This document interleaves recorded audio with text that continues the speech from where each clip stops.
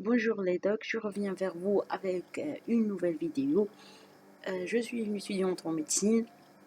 J'essaye d'aider mon prochain. Euh, N'oubliez pas à vous abonner et à liker et partager mes vidéos pour que je puisse aider plein de monde. Et il y a mon Instagram et un groupe Facebook en barre d'informations. Et let's go to the video.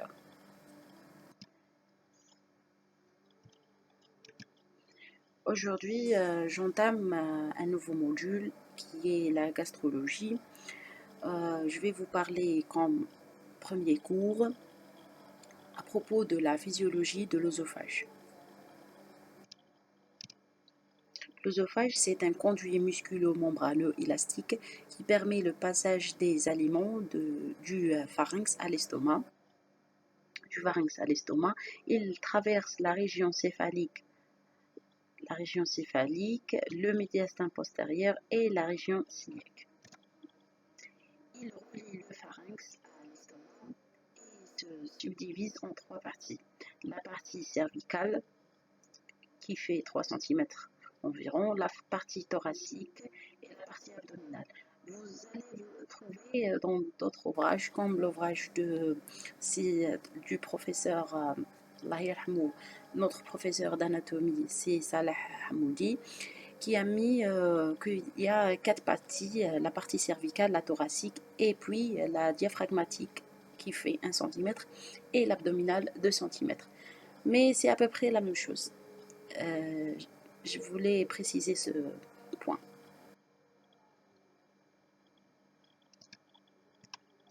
Pardon. La bouche œsophagienne est située à 15 cm. La bouche œsophagienne, celle-là, elle est située à 15 cm des arcades dentaires. Par contre, le cardia, là, qui relie l'œsophage et l'estomac ici, c'est environ 40 cm des arcades dentaires. Alors, l'œsophage présente trois rétrécissements physiologiques qui constituent des repères radiologiques.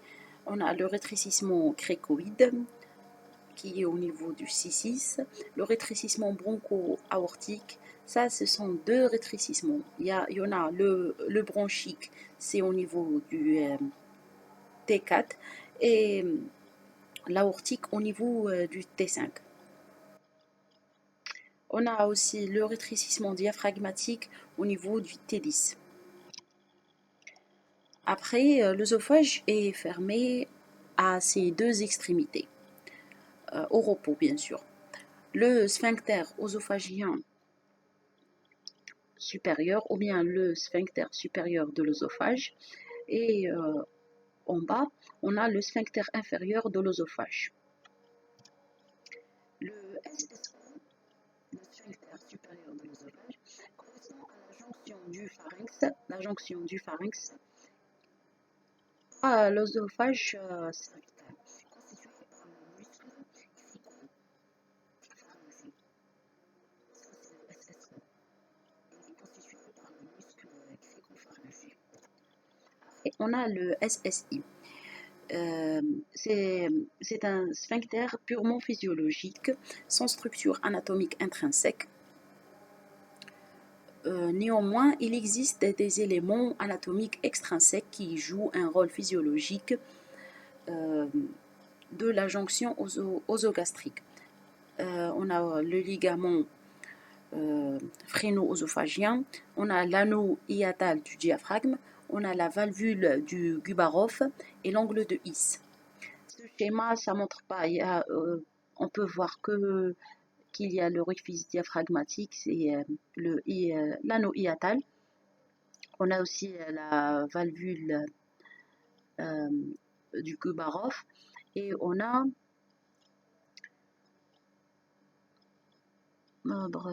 on a l'angle de His. Okay. Mais je vais vous montrer un autre schéma. Celui-là, ça montre bien le diaphragme qui fait un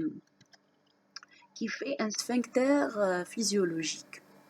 ce sont des structures, comme on a dit dans l'explication, ce sont des structures extrinsèques qui font qu'il y a un truc qui ferme en bas. Contrairement au sphincter supérieur œsophagien, de l'œsophage, qui est constitué par le muscle cricopharyngé. On avance. Alors, on a l'innervation extrinsèque. Pardonnez-moi.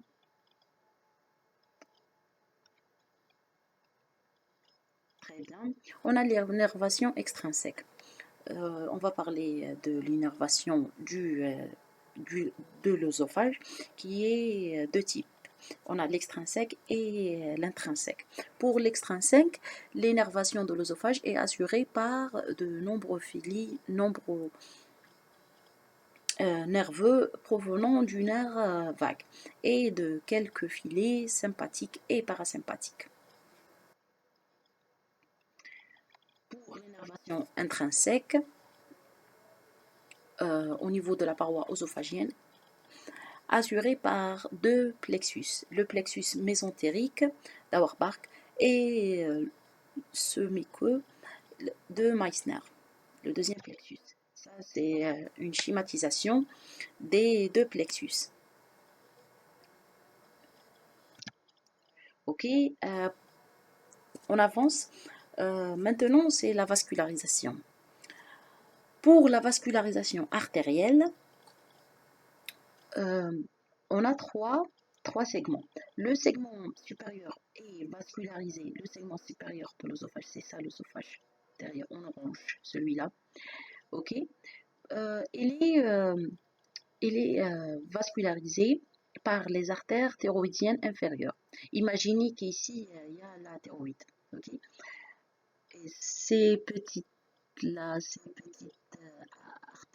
ce sont les artères thyroïdiennes inférieures. Très bien. Pour le segment moyen, il est caché derrière la trachée. Pour ce segment, il est vascularisé par les artères bronchiques. Et par l'aorte. L'aorte, ça en rouge, c'est l'aorte. Pour le segment inférieur, celui-là, on le voit ici, il est vascularisé par l'aorte aussi, par l'artère gastrique gauche, et par l'artère phrénique inférieure. On passe au drainage veineux.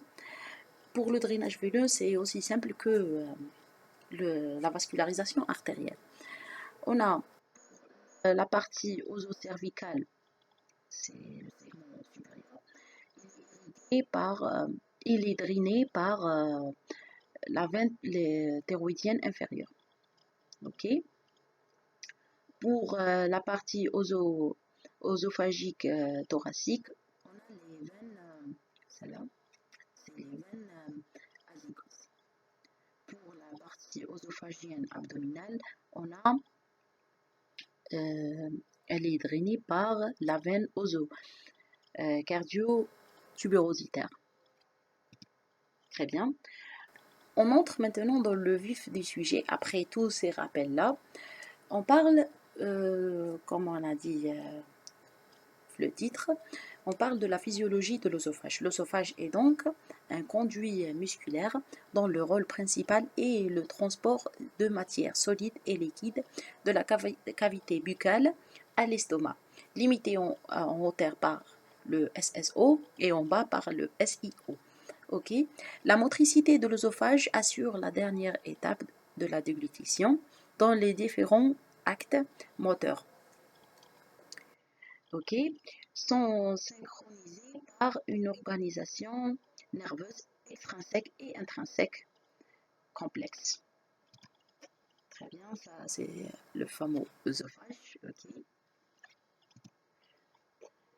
On parle premièrement de le mécanisme de la déglutition qui est fait de trois stade ou étape.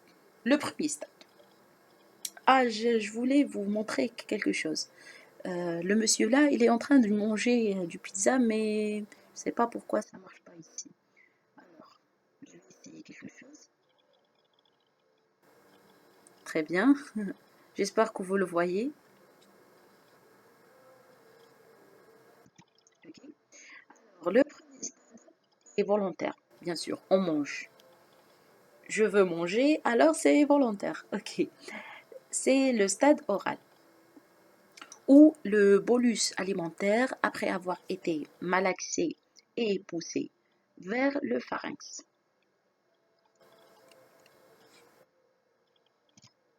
Okay. Le deuxième stade, il est involontaire, appelé stade pharyngé, où le bolus est transféré dans l'œsophage par un phénomène réflexe, la déglutition. Il avance. L'arrivée de ce bolus entraîne une inhibition de la respiration. La respiration s'arrête. Une petite seconde. La respiration, elle s'arrête. On a une relaxation du SSO, ça veut dire le sphincter, il va s'ouvrir pour que le bolus avance, ok. Et on a la contraction du muscle constricteur supérieur du pharynx, lequel constitue le point de départ de l'onde péristaltique, propulsant ainsi le bolus de l'œsophage. La contraction de ce muscle-là, c'est le point de départ, comme c'est écrit dans l'explication, c'est le point de départ des ondes péristaltiques qui poussent le bolus alimentaire dans l'œsophage et à l'estomac, bien sûr. Ça, c'est les trois étapes. Comme on a dit, la première étape, c'est la nourriture dans la bouche. La deuxième étape, c'est dans le pharynx. Et la troisième étape, on va parler de la troisième étape. Ok, un troisième stade appelé le stade œsophagien qui assure le transport du bolus par péristaltisme tout le long de l'œsophage en 7 à 10 secondes. Très bien.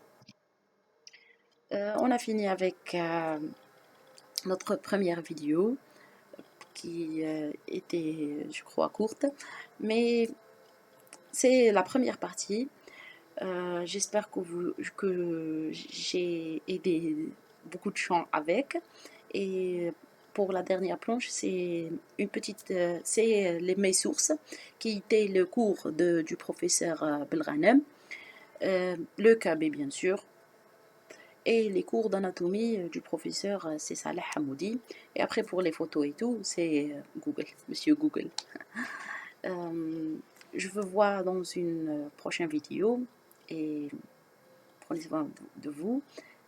Bon courage dans vos études et bye bye.